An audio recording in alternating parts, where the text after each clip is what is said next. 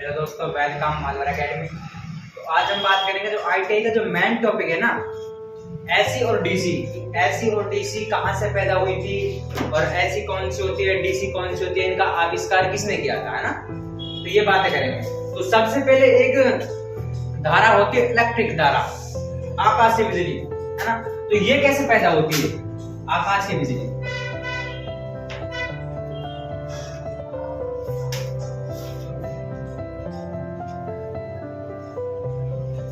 इसकी विस्तार से जानकारी लेंगे हम कि ये कैसे पैदा होती है। देखो, जो आकाश में जो बादल होते हैं ना, बहुत बहुत बड़े शिलाएं होती हैं बर्फ की, जो कि एक दूसरे के पास आपस में टकराती हैं, जिनके टकराने से उनमें करंट उत्पन्न होता है। इसे इस प्रकार से बादल होते हैं, ये नेगेटिव पॉजिटिव इसमें चार्ज होते हैं, है ना।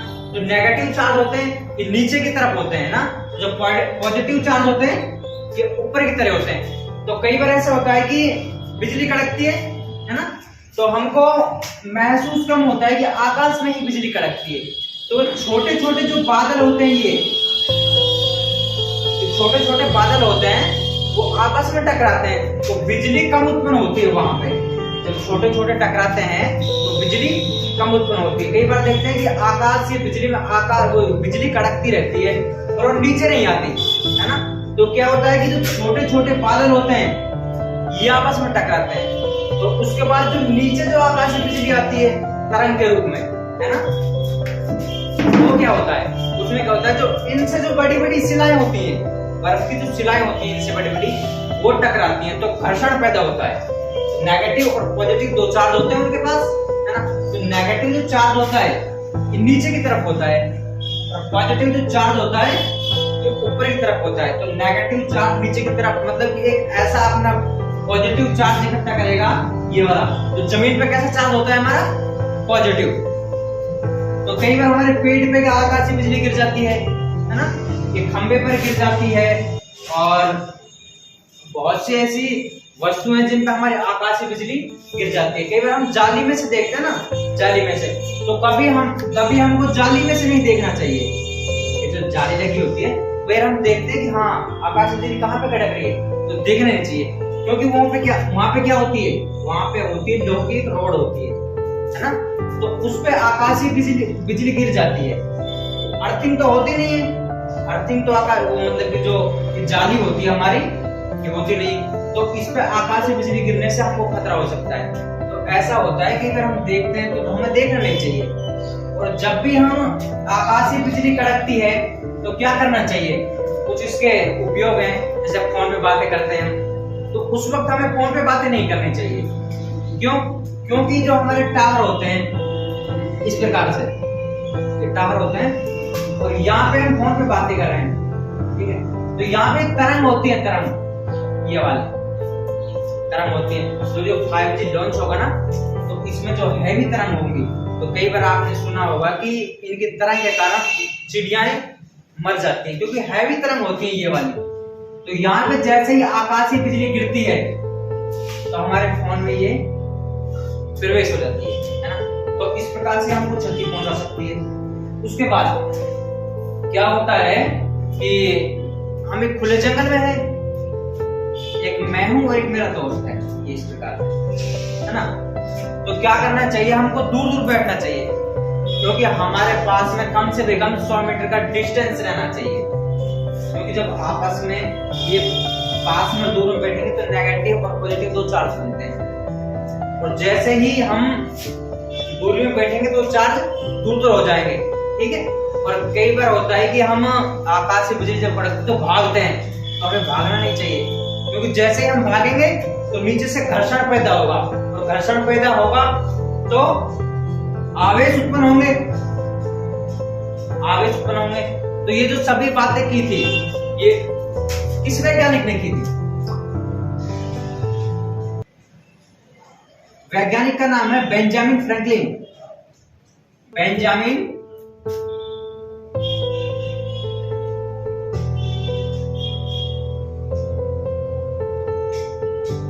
फ्रैंकलिन, तो इन्होंने तड़ित की खोज की थी। अब इसमें कुछ टॉपिक है कि आकाशीय बिजली जब एक बार कड़कती है तो इसमें कितनी विद्युत धारा उत्पन्न होती है, कितने वोल्टेज होते हैं, कितने एम्पीयर होते हैं, तो सभी के बारे में विस्तार से देखेंगे। देखो आकाशीय बिजली होती है, ये एक बार कड़कने के बाद लगभग एक बार उत्पन्न होने पर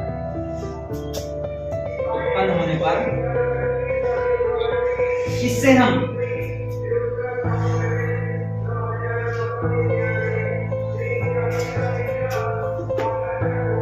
तीन महीने तक, कितने 3 महीने तक 100 वाट का जो बल्ब होता है ना, इसको जला सकते हैं।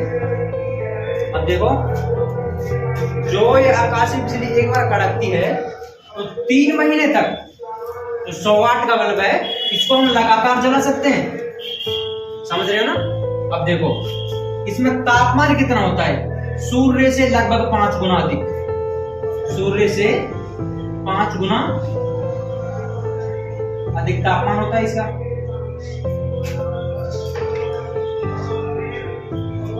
लगभग 30,000 डिग्री सेल्सियस, 30,000 डिग्री सेल्सियस होता है ना।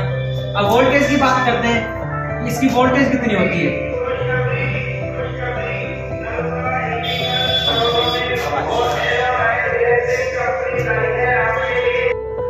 जो इसकी वोल्टेज होती है ना, ये वोल्टेज होती है 10 करोड़ वोल्टेज, 10 करोड़ वोल्टेज। इतनी हैवी होती है कि हम इसका अनुमान नहीं लगा सकते, इसकी इतनी हैवी होती है। अब देखो एम्पियर की बात करते हैं, एम्पियर 10,000 एम्पियर होता है, 10,000 एम्पियर होता है। अब देखो, अब जैसे ये गिरती है, इस प्रकार से गिरती है, ये इसकी कोई वेव नहीं होती। अभी जब हम एसी और डीसी की बातें करेंगे तो उसमें हम देखेंगे कौन सी वेव होती है, कौन सी नहीं होती, एसी होती है, डीसी होती है, इसके बारे में हम विस्तार से बातें करेंगे। देखो इस प्रकार जब ये गिरती है तो लगभग 4 से 5 किलोमीटर ये लंबी होती है, 4 से 5 किलोमीटर लंबी होती है, ठीक है। ये 4 से 5 किलोमीटर लंबी होती है। अब मैं एक बार सभी को लिखवा दूंगा, बाद में आप देख लेना। उसके बाद ये इसकी लंबाई होती है 4 से 5 किलोमीटर। अब देखो इसकी जो चौड़ाई होती है, लेंथ, इस प्रकार से जब ये आती है तो ये वाली जो इसकी चौड़ाई होती है यहां से यहां तक 1 से 2 इंच। अब आप कहोगे कि सर दिखने में तो ये बहुत चौड़ी लगती है, ऐसा नहीं है, क्योंकि जब ये कड़कती है तो इसमें प्रकाश उत्पन्न होता है, तो प्रकाश में से फैलता है, अपना जो इसका प्रकाश होता है वो फैलता है। इस प्रकार से चौड़ी हमें दिखाई देती है। लगभग इसकी, मैं ये जो आपको बातें बता रहा हूँ आकाशीय बिजली की तरंग ये है ना, तड़ित की, ये सभी लगभग में होती है। जैसे मैंने वोल्टेज बताया ये लगभग में है, एम्पियर बताया ये लगभग में है, और ये तापमान बताया ये भी लगभग में है, और ये जो बल्ब मैंने जोड़ रहा है 100 वाट का 3 मिनट तक, ये सभी लगभग में है। क्योंकि अभी तक यदि ये लगभग में नहीं होता और फिक्स में होता तो हम इसको स्टोर कर लेते, ऐसे ना, इसका उपयोग कर लेते, ठीक है। अब इसकी अब देखते हैं कि ऐसी है या फिर डीसी।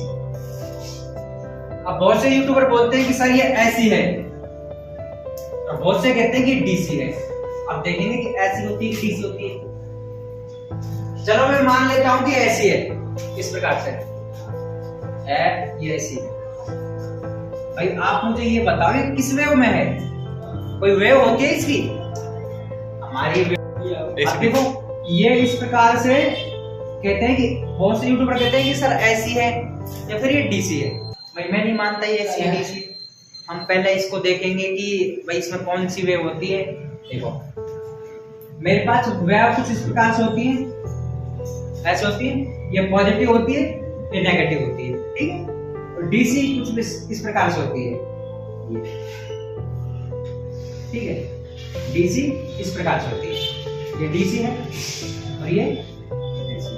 अब देखो ये एक चक्कर मतलब कि एक सेकंड में लगभग 50 बार घूमती है। अब मैं इसको लगभग नहीं कह सकता, ठीक है, इसको मैं 50 बार कहूंगा फिक्स कि भाई एक सेकंड में कितनी बार घूमती है, 50 बार अपने राउंड पूरे करती है और ये लगभग सीधी चलती है। अब इसकी वेव इस प्रकार से है, कुछ वेव ऐसे होती है, साइन वेव ऐसे होती है, कुछ इस प्रकार से होती है, इस प्रकार से होती है। तो इसमें कोई सा भी रूप नहीं है, इन सभी का इसमें कोई सा भी रूप नहीं है, ठीक है। अब जब इसमें वेव ही नहीं है कोई सी, तो न तो हम इसको ऐसी कह सकते हैं, ये तो पक्का है ना, ऐसे नहीं कह सकते। जब वेव नहीं है तो ऐसे नहीं कह सकते। अब देखो डीसी की बात करते हैं। डीसी में क्या होता है, डीसी एक इस प्रकार से चलती है, इस प्रकार से ऐसे चलती है ना, डीसी इस प्रकार से चलती है ना। तो अब जब ये इस प्रकार से हमारे पास आ रही है, इस प्रकार से, तो ये सीधी थोड़ी आ रही है हमारे पास, जबकि डीसी एक डायरेक्ट करंट होता है जो एक समान मान से चलती है, समान वेग से चलती है, इसका वेग चेंज नहीं होता कभी भी, ठीक है। तो इसको हम डीसी नहीं बोल सकते।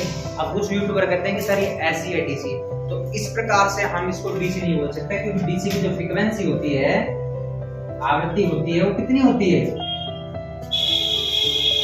0। ये डीसी की होती है। यदि ऐसी की मैं बात करता हूं आवृत्ति, तो 50 हर्ट्ज होती है। अमेरिका की मैं बात करता हूं आवृत्ति, तो कितनी होती है, 60 हर्ट्ज। बस ये दो याद रखना आप, बस ये दो मोल्स होती हैं, बाकी की हमसे पूछते नहीं। अब ये हर्ट्ज क्या है, ये जो हर्ट्ज मैंने लिखा है ना, ये क्या है, देखो ये हर्ट्ज है क्या। देखो इस प्रकार से हमारी ऐसी होती है, इस प्रकार से 50 हर्ट्ज का मतलब होता है कि जो ये वेव घूम रही है हमारी, साइन वेव बोलते हैं इसको, साइन वेव, साइन वेव। ये 1 सेकंड में लगभग 50 बार घूमती है। ये पॉजिटिव और ये नेगेटिव, ठीक बोल सकते हैं इसको। अब देखो, अब आप कहोगे कि सर मेरे पास दो बल्ब हैं, इस प्रकार से ये दो बल्ब हैं, ठीक है, ये एसी का है और ये डीसी का है, ये डीसी का है, ये एसी का है, कैसे भी मान लो। अब मैं इसको कह सकता हूं कि 1 सेकंड में 50 बार बंद हो रहा है, 50 बार जुड़ रहा है। अब आप कहोगे सर हमको दिखाई नहीं देता। भाई इतनी तेज घूमती है कि दिखाई कैसे देगा, बहुत तेज घूमती है। 1 सेकंड में 50 बार राउंड काटना, ठीक है। अब देखो यहाँ पे, अब मैं ये ऐसी में है 50 बार, है ना, तो ये 0। अब देखो जैसे हम किसी बल्ब को डीसी देंगे ना, तो लगातार ग्लो करने लग जाएगा, लगातार जुड़ता रहता है, इस प्रकार से जुड़ता रहता है। उसमें हम दिखाई नहीं दे सकते कि ये बंद भी हो रहा है या फिर ऑन ऑफ हो रहा है ना। उसके बाद ऐसे में हम पता कर सकते हैं कि 50 बार जुड़ रहा है, 50 बार बंद हो रहा है, क्योंकि ऐसे में क्या होती है, वेव होती है। कौन सी होती है, साइन वेव होती है, साइन वेव, ठीक है। तो मैं कह सकता हूं कि सर जो हमारा बल्ब होता है 1 सेकंड में 50 बार जुड़ रहा है, 50 बार बंद हो रहा है ना। और लगातार जो डीसी है, डीसी बल्ब को चलाती रहती है। जैसे ही डीसी का बैटरी की क्षमता शून्य की स्थिति में आ जाती है, तो बल्ब बंद हो जाता है, ठीक है।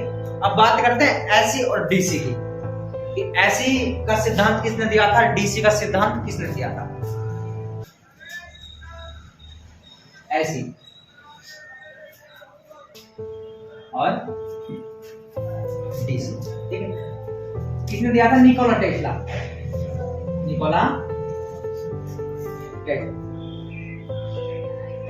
थॉमस एडिसन, थॉमस एडिसन, ठीक है।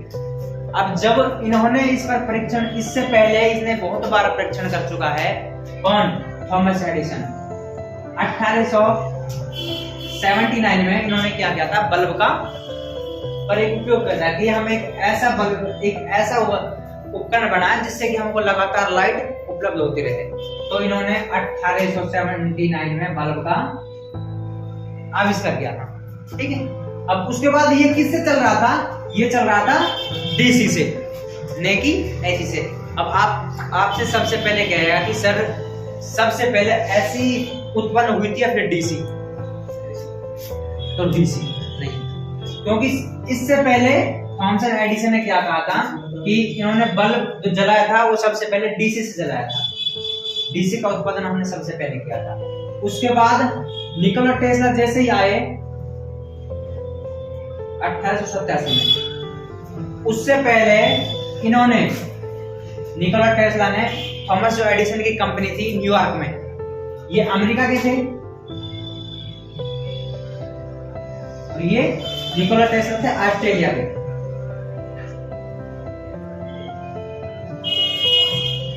ठीक है, अब देखो इन्होंने सबसे पहले बल्ब किससे जलाया था? डीसी से।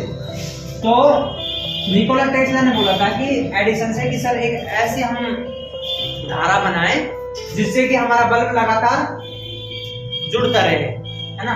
और जो इसकी रेंज थी, डीसी की रेंज थी, वो मात्र 2 किलोमीटर थी।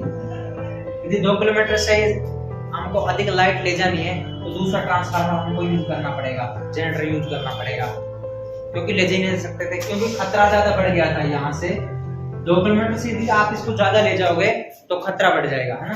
अब निकोला टेस्ला ने कहा था कि सर हम ऐसी धारा उत्पन्न करें डीसी की बजाय जिसको 2 किलोमीटर से अधिक दूरी पर ले जाया जा सके, जिसको इसने नाम दिया था एसी, अल्टरनेटिव करंट, और डीसी को बोलते हैं डायरेक्ट करंट। अल्टरनेटिव करंट इस प्रकार से होती है, डायरेक्ट करंट तो सीधी चलती है एक ही रूप में, इस प्रकार से। तो इन्होंने थॉमस एडिसन ने निकोला टेस्ला की बात को अमान्य कर दिया कि नहीं, क्योंकि इन्होंने अरबों खरबों रुपए लगाए थे, जो इसकी कंपनी थी न्यूयॉर्क में। तो ये सोच रहे थे कि हाँ मेरी डीसी का उपयोग ज्यादा और एसी का उपयोग कम हो। तो इन्होंने धीरे धीरे निकोला टेस्ला ने एक बार क्या किया था कि थॉमस एडिसन की जो कंपनी थी उसमें इन्होंने जॉब भी कर ली इसके पास। तो एक बार थॉमस एडिसन का जो जनरेटर था वो खराब हो गया, ठीक है।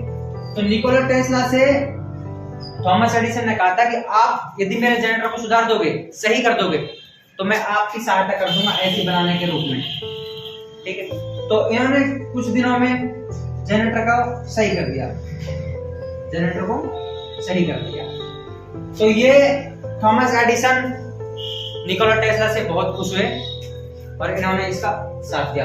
उसके बाद 1887 में जैसे ही इसने अपने आविष्कार कर रहा था निकोला टेस्ला, तो बल्ब किससे ऑब्जर्व कर दिया इन्होंने? एसी से प्रकाशित कर दिया। तो धीरे धीरे जब एसी का प्रकाशित हो गया था तो डीसी का जो खपत थी वो कम होने लगी थी, क्योंकि एसी को हम दूर तक ले जा सकते हैं, और डीसी को हम मात्र 2 किलोमीटर ले जा सकते हैं। तो लोगों को कौन सी पसंद आई? एसी पसंद आई, ठीक है। अब धीरे धीरे इन्होंने क्या कहा था, थॉमस एडिसन ने निकोला टेस्ला की बुराई प्रारंभ कर दी कि ऐसी घातक होती है।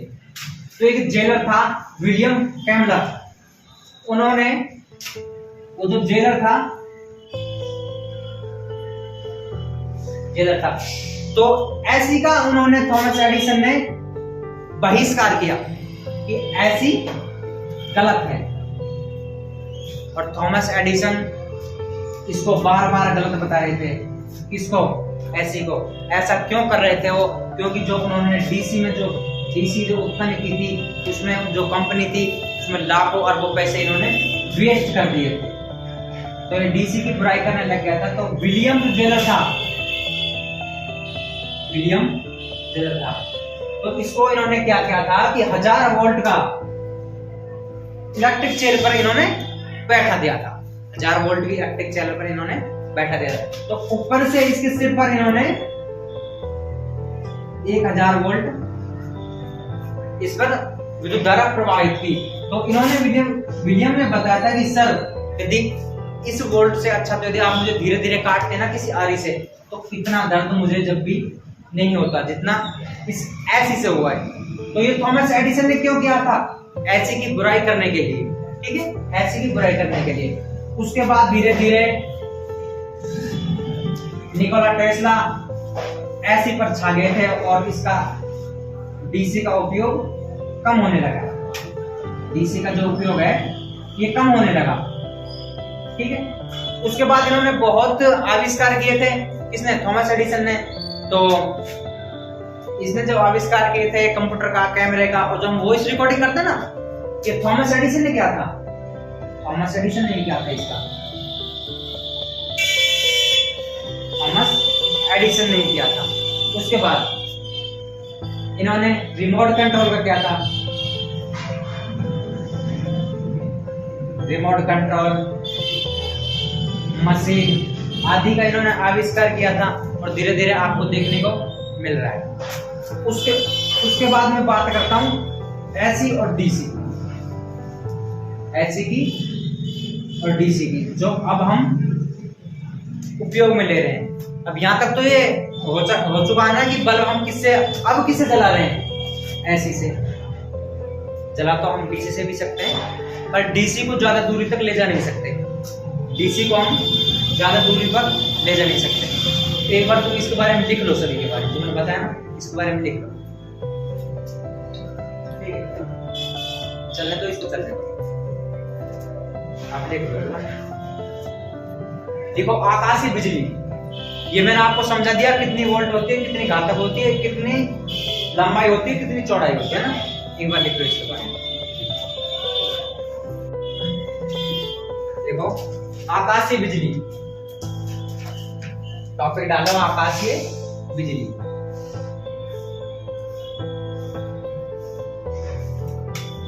आकाशीय बिजली है ना। अब इसके बारे में लिखो, 3 महीने तक बड़ा लिखो। ये हमारा टॉपिक है आकाशीय बिजली। ठीक है, आकाशीय बिजली लिखो इसके बारे में। 3 महीने तक 100 वाट का बल्ब जला सकते हैं। 3 महीने तक 100 वाट का बल्ब जला सकते हैं। ये काउंट कर करके लिखना है ना, इस प्रकार से एरो।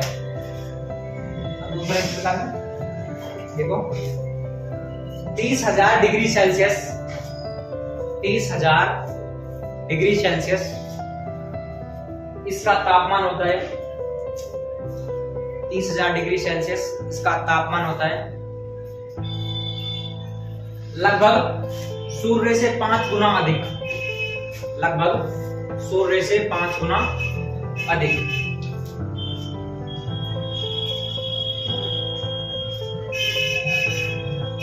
नीचे पॉइंट थोड़ा फास्ट करना ना। ये एक्सरे किरणें होती हैं, ये एक्सरे किरणें होती हैं।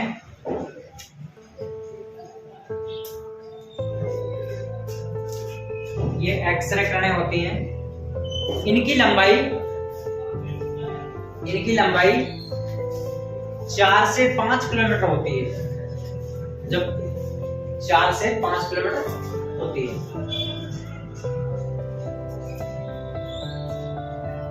थोड़ा समझ लो, जब एक बार बिजली कड़कती है ना, आकाशीय बिजली, तो उसकी जो लंबाई होती है ना, वो 4 से 5 किलोमीटर होती है। और जो इसकी चौड़ाई होती है इस प्रकार से, ये 1 से 2 इंच। ठीक है, 1 से 2 इंच। तो देखो इसमें नीचे का पॉइंट से, इसकी चौड़ाई 1 से 2 इंच होती है। इसकी चौड़ाई फ्लैश 1 से 2 इंच होती है। नीचे के पॉइंट से 10 करोड़ वोल्टेज, इसमें वोल्टेज होता है 10 करोड़ होता है। 10 करोड़ वोल्टेज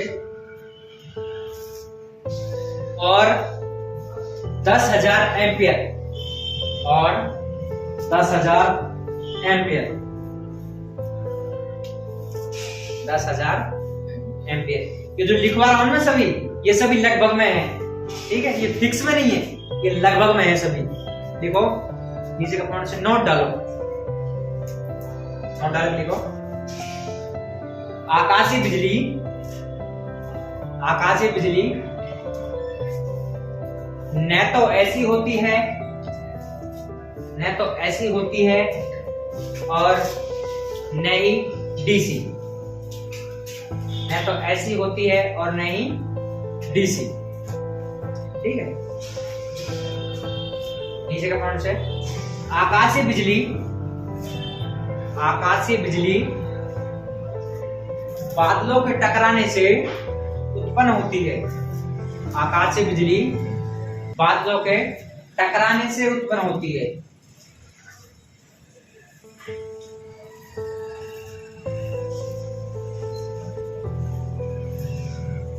इसमें उत्पन्न होती है, इसमें आवेश ज्यादा होता है, आवेश माने चार्ज, इसमें आवेश ज्यादा होता है।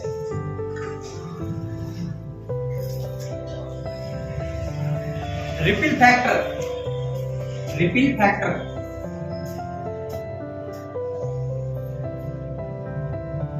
रिपिल फैक्टर प्लस माइनस 3% होता है। रिपिल फैक्टर प्लस माइनस 3% होता है।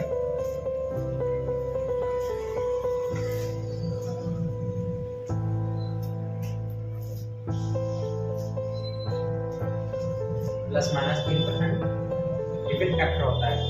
नीचे का पॉइंट है इसमें डीसी इसलिए नहीं होती, इसमें डीसी इसलिए नहीं होती क्योंकि इसमें कोई वेव नहीं होती, क्योंकि इसमें कोई वेव नहीं होती, क्योंकि इसमें कोई वेव नहीं होती। इसी के आगे लिख देना डीसी की आवृत्ति 0 होती है, 0, क्योंकि समानता से चलती है ना। डीसी की आवृत्ति 0 होती है।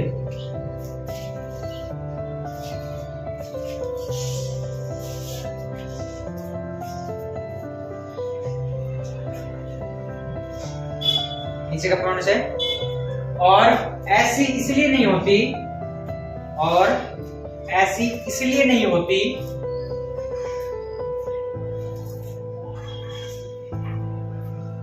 इसलिए नहीं होती क्योंकि इसमें जो वेव होती हैं, क्योंकि जो इसमें वेव होती हैं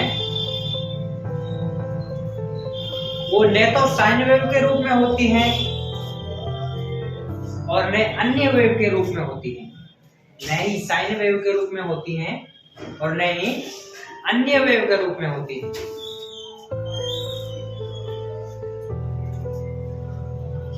अन्य वेव के रूप में होती है।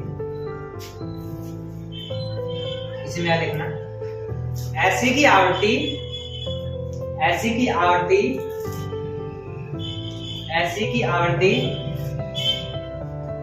भारत में 50 हर्ट्ज, इस प्रकार से लिखना 50 हर्ट्ज, 50 HZ 50 हर्ट्ज होती है। दूसरा पॉइंट, ये भारत में होते हैं ना। अमेरिका की आवृत्ति, अमेरिका की आवृत्ति, अमेरिका की आवृत्ति 60 हर्ट्ज होती है। इस प्रकार से 60 हर्ट्ज, 60 हर्ट्ज होती है। यही बताना कि 60 क्या होता है।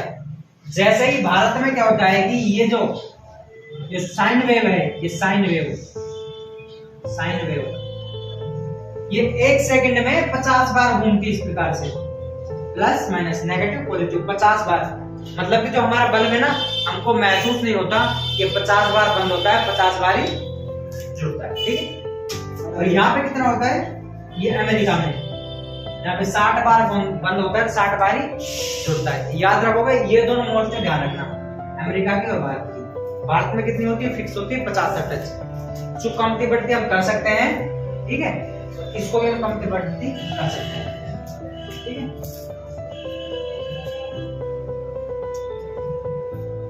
अब देखो आकाशीय बिजली, आकाशीय बिजली गिरते समय किन बातों का ध्यान रखना चाहिए। आकाश से जब बिजली गिरती है तो किन बातों का हमें ध्यान रखना चाहिए। ये जो क्लास चल रही है ना आपकी, ये दो उद्देश्य है इसके। एक तो हमको इसमें क्या हो रहा है, हमारी सेफ्टी, हमारे आस पड़ोसियों की सेफ्टी, सभी की सेफ्टी है कि हमको क्या करना चाहिए और क्या नहीं करना चाहिए जब आकाश से बिजली गिरती है। तो देखो,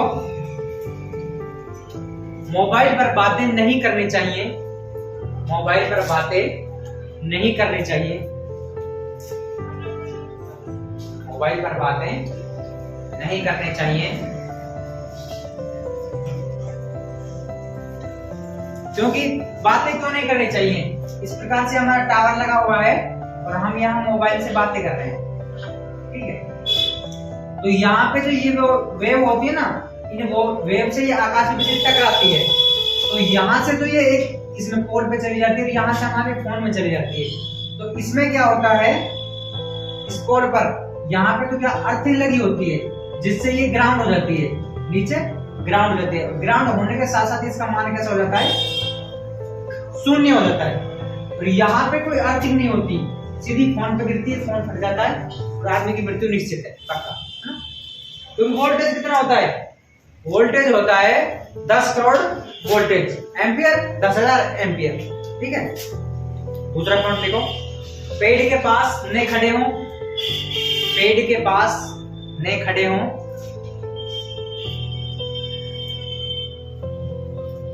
पेड़ के पास न खड़े हो।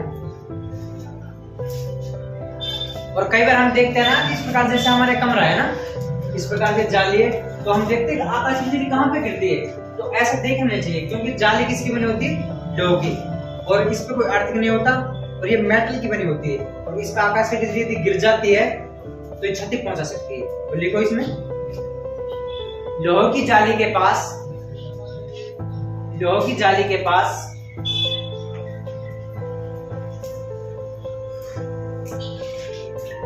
बादल होते समय खड़े नहीं होना चाहिए, बादल होते समय खड़े नहीं होना चाहिए।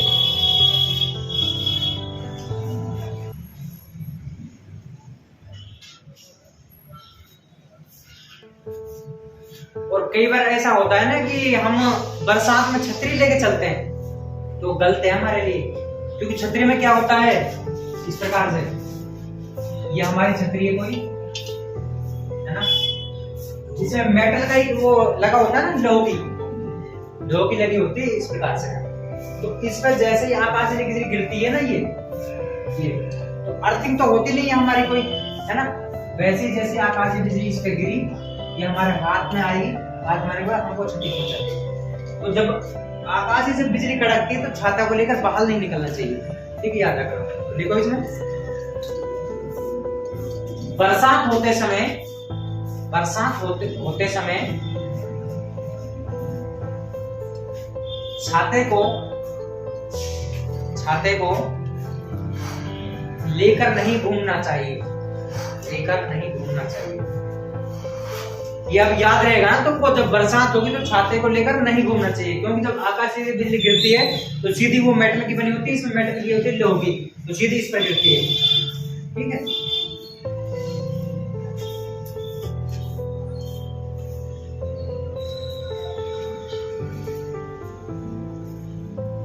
अब लिखो इस प्रकार से, एक जगह डीसी लिखो, एक जगह एसी लिखो। ये दिख रहा है, ये दिख रहा है।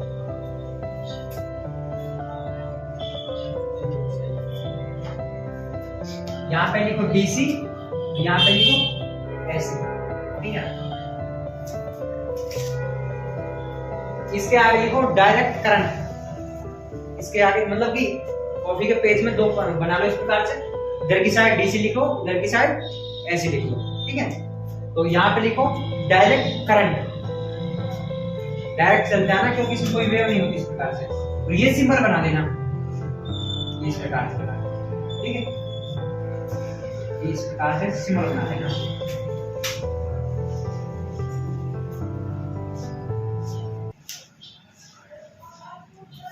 ठीक है, इस तरह सिंबल बना लेना। अब डीसी के नीचे लिखना है तुमको कोज, आविष्कार जो मतलब कि जो इसके वैज्ञानिक थे ना, वैज्ञानिक लिखो इसके नीचे, इसके नीचे लिखो पहले वैज्ञानिक, लिखो Thomas Edison, Thomas Edison, Thomas Edison, Thomas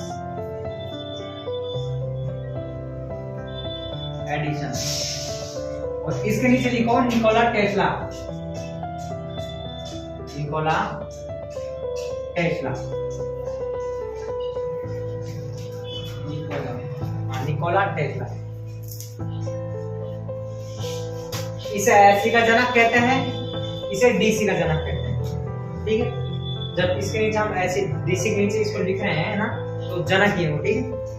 उसके बाद अब डीसी के नीचे लिखना है बस ओनली, ऐसी को छोड़ दे, इसके नीचे लिखो कैमरा, कैमरा, ठीक है।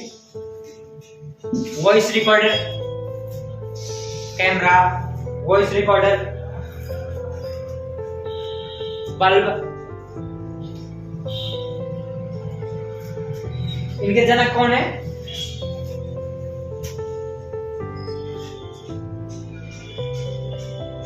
इनके जो सभी पे लिखा है ना, कैमरा, वॉइस रिकॉर्डर, बल्ब, इनके जनक कौन है? Thomas Edison. अब यहां पे लिखो ऐसी में अल्टरनेटर, अल्टरनेटर, अल्टरनेटर, एक्सरे किरणें, एक्सरे किरणें, radio, remote control, remote control के आगे कोष्टक में लिखना 1898, 1898 इसका पहली बार उपयोग किया गया था। इलेक्ट्रिक नाव होती है उसको चलाने के लिए, उसको कंट्रोल किया था सबसे पहले 1898 में इसको चलाया गया था, कि नाव को कंट्रोल किया गया था। उसके बाद रोबोट, इसी में लिखना ही रोबोट,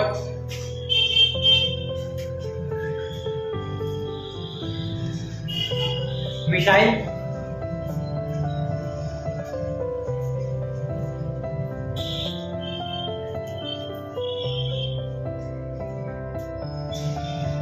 हो गया।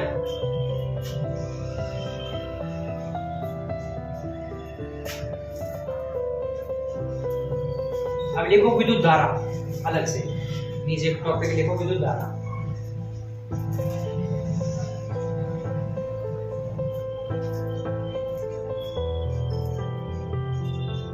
विद्युत धारा, अब देखो विद्युत धारा कैसी होती है? किसी चालक में प्रवाहित धारा विद्युत धारा है, जिसमें आवेश, ये कोई हमारे पास चालक है, इसमें जैसे हमने करंट फ्लो किया है, चाहे वो ऐसी हो डीसी हो, विद्युत धारा ही होती है, तो ऐसी हो फिर डीसी हो। जैसे ही इसमें हमने करंट प्रवाहित किया, इलेक्ट्रॉन निश्चित मान में चल रहे हैं, है ना, और इसमें आवेश उत्पन्न हो रहा है। अब इसको हम कहेंगे, इसकी जो व्याख्या लिखेंगे, आवेश की प्रवाह की दर को हम कहते हैं धारा, विद्युत धारा के, है ना। तो इसमें आवेश उत्पन्न हो रहे हैं। अब देखो कई बार क्वेश्चन ऐसा आता है कि जो इलेक्ट्रॉन होते हैं, इलेक्ट्रॉन होते हैं, ये कहां पे होते हैं? सतह पे होते हैं या अंदर होते हैं? नाभिक किस प्रकार से होती है? नाभिक में कौन कौन होते हैं? एक प्रोटॉन होता है, एक न्यूट्रॉन। इलेक्ट्रॉन बाहरी कक्षाओं में चक्कर लगाता है ना। देखो अब जब मैं कह सकता हूं कि सर इलेक्ट्रॉन यहाँ पे बाहरी कक्षाओं में चक्कर लगा रहा है, तो बाहर कौन चक्कर लगाएगा? इलेक्ट्रॉन। अंदर कौन होता है? प्रोटॉन, P+ और N उदासीन होता है न्यूट्रॉन। इलेक्ट्रॉन तो यहाँ भी घूमते हैं और नगण्य घूमते हैं, बहुत ही कम मात्रा में। अब क्वेश्चन सीधा आएगा कि इलेक्ट्रॉन सबसे ज्यादा कहाँ पे घूमते हैं?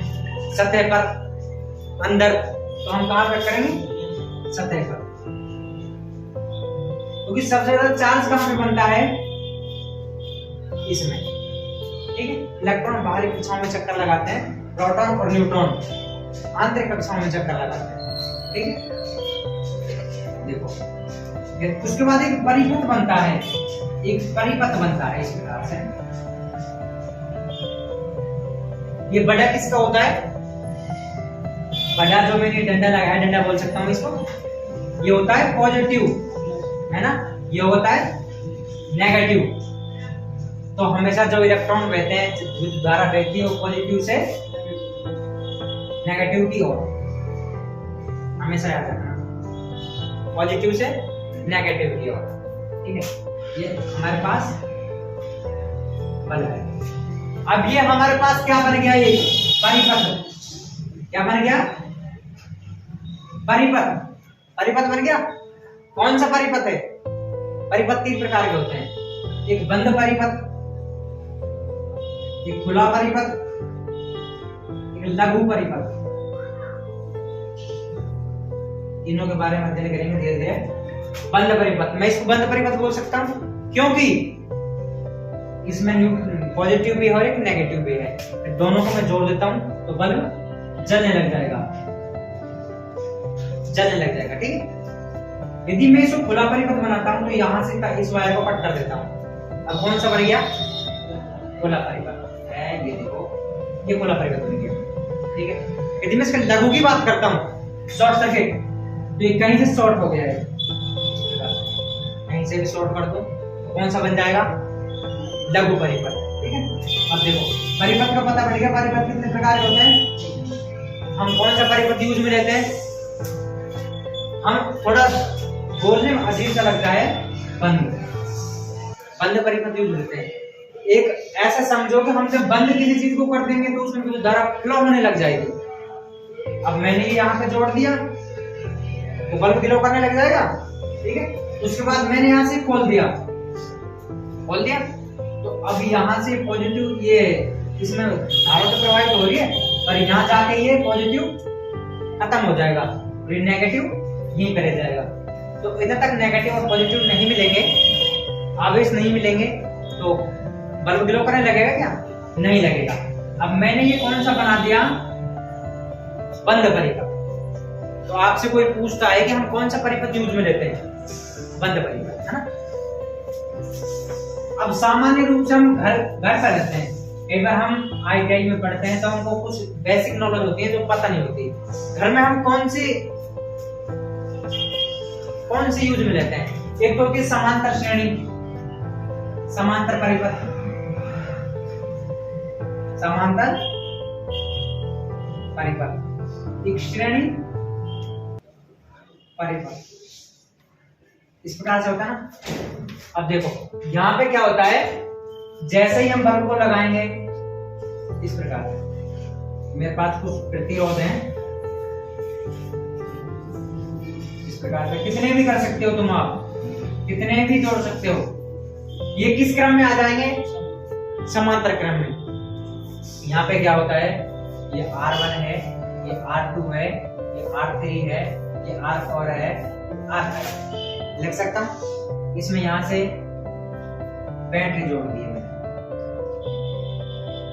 Positive negative. यहां से क्या फिल हो रही है? इसमें विद्युत धारा, है ना। धारा का सिंबल होता है, अभी लिखवा दूंगा तो देखो, वोल्टेज का ये सिंबल होता है, रेजिस्टेंस का ये सिंबल होता है, ठीक है। तो इसमें यहां से विद्युत धारा फिल होने लग जाएगी। तीनों में इसका मान कैसा रहेगा? अलग अलग। यहाँ पे अलग जाएगी, यहाँ पे अलग जाएगी, यहाँ पे अलग, यहाँ पे अलग, यहाँ पे अलग, ऐसे ही होता ना। हमने देखा होगा कि जब समांतर क्रम में लाइट आती है घरों में, लगभग हमने 10 बल्ब लगा दिए, सभी बल्ब में वोल्टेज का मान कैसा होता है? समान। ऐसा होता है कि एक बल्ब कम जुड़ रहा है, एक ज्यादा जुड़ रहा है, नहीं होता। तो ये हमारे मतलब कि क्वेश्चन आता है सीधा कि घरों में कौन सा परिपथ लगाते हैं? समांतर परिपथ। क्यों लगाते हैं? क्योंकि हमको क्या चाहिए? हमको धारा नहीं चाहिए, हमको वोल्टेज चाहिए, वो भी कैसा? सभी उपकरण में समान, ठीक है। ऐसा थोड़ी है कि ये बल्ब ज्यादा जुड़ रहा है, ये कम जुड़ रहा है, ऐसा थोड़ी होता है। अब हम बात करते हैं, कहीं भी देख लो आप, कहीं भी किसी भी परिपथ के बारे में, किसी भी मशीन में हम चला जो परिपथ यूज में लेते हैं, कौन सा लेते हैं? समांतर, है ना। उसके बाद अब आप बोलोगे कि श्रेणी परिपथ कहाँ पे यूज में लेते हैं? श्रेणी काम लेते हैं। जैसे हम डेकोरेशन लगाते हैं ना, डेकोरेशन लगाते हैं तो वहां पे जो फूल जड़े लगाते हैं वो सभी श्रेणी क्रम में होती है। कैसे पता लगेगा? एक को फोड़ दो बाकी की बंद हो जाएगी, ऐसे होता है ना। और ये जो हमारे समांतर में बंद होते हैं, इसको फोड़ दो, इस पे कोई फर्क नहीं पड़ेगा, इसको फोड़ दो, इसमें कोई फर्क नहीं पड़ेगा। कह सकता हूँ मैं ऐसा? यदि मैं इस आगे वाले बल्ब को फोड़ देता हूँ तो जो इसके यहाँ पे लगे हुए जो बल्ब होते हैं सब बंद हो जाएंगे, ऐसे होता है ना। अब हम कह सकते हैं कि जो बल्ब होते हैं हमारे घरों में, तो कोई भी उपकरण होता है किस क्रम में लगे होते हैं? समांतर क्रम में। सिंपल बात हो गई है ना। अब देखो, अब बातें करते हैं उसके बाद ठीक है। जैसे मैं फेज की और न्यूट्रल की और कुछ बेसिक बात बताता हूँ आपको। फेज इस प्रकार से होता है और ये इसका सिंबल होता है, ये न्यूट्रल होता है और ये अर्थिंग होता है। न्यूट्रल लिख सकता हूँ मैं ऐसे, न्यूट्रल और ये लिख सकता हूँ। अब कई बार सीधा पूछ लेता है आईटी वालों से, सीधा इसका रंग क्या होता है, इसका रंग क्या होता है, इसका रंग क्या होता है, सीधा पूछ लेता है। तो न्यूट्रल का रंग हमेशा ब्लैक, याद रखना। न्यूट्रल कैसा होता है? ब्लैक। और उसके बाद अर्थिंग कैसा होता है? हरा। बाकी की सब कैसे होते हैं? Phase, R Y B, red yellow blue, लाल पीला नीला, और कोई रंग बच रहा है इनके अलावा? याद करो कि इनके अलावा कोई रंग बच रहा हो तो कौन सा? सफेद। सफेद यहाँ पे लिख सकता हूँ, लिख सकता हूँ। सफेद को हम पेज में यूज में ले सकते हैं। अब मैंने ये तो बता दिया कि ये इस रंग में होते हैं। सभी का मेटल अलग होता है क्या? सभी अलग अलग मेटल से बने होते हैं, सभी तांबे से बने होते हैं, एल्यूमिनियम से बने होते हैं। तो ये रंग क्यों दिए हैं हमको?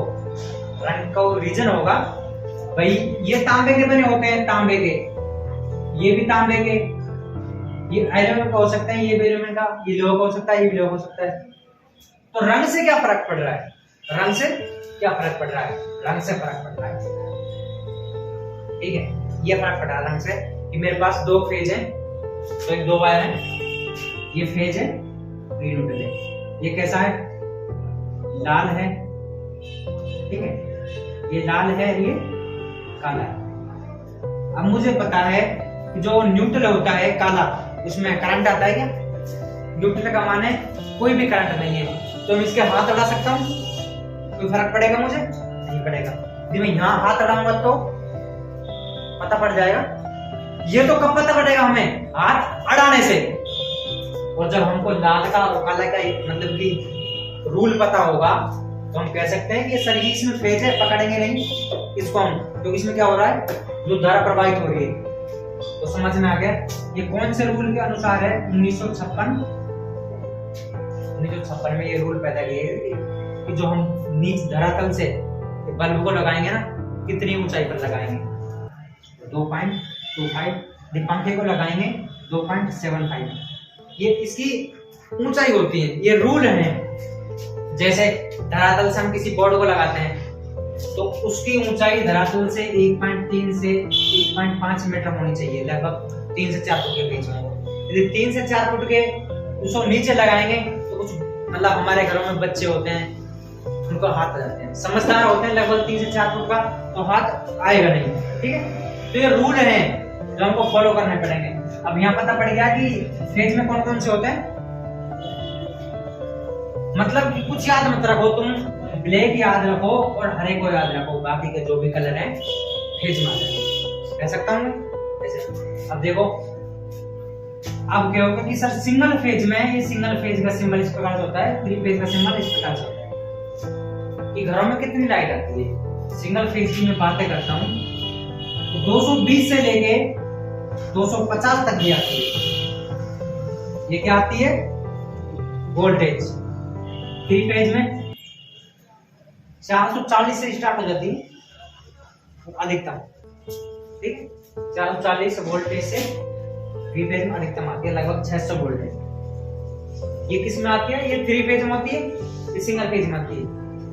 अब यदि आपको क्वेश्चन में मिल जाता है कि 230, तो एग्जांपल कैसे कैसे मिलेगा बता देता हूं।